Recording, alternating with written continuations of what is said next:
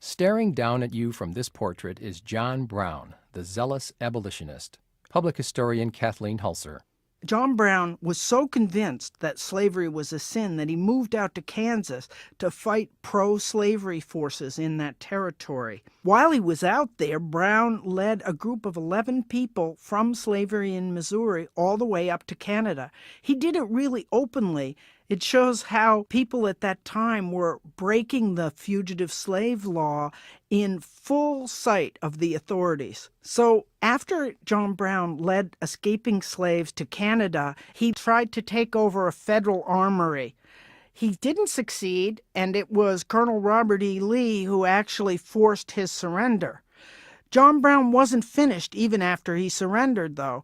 You will see the address he wrote just before he was hung. In it, he tells you how he sees escaping slaves and slave revolts as part of the same activity meant to end slavery everywhere.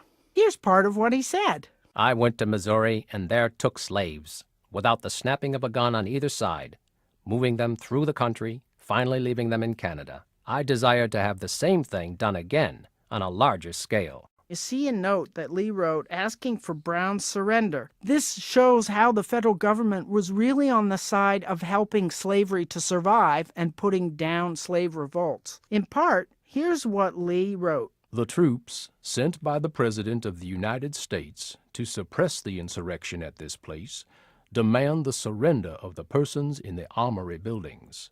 18th October, 1859.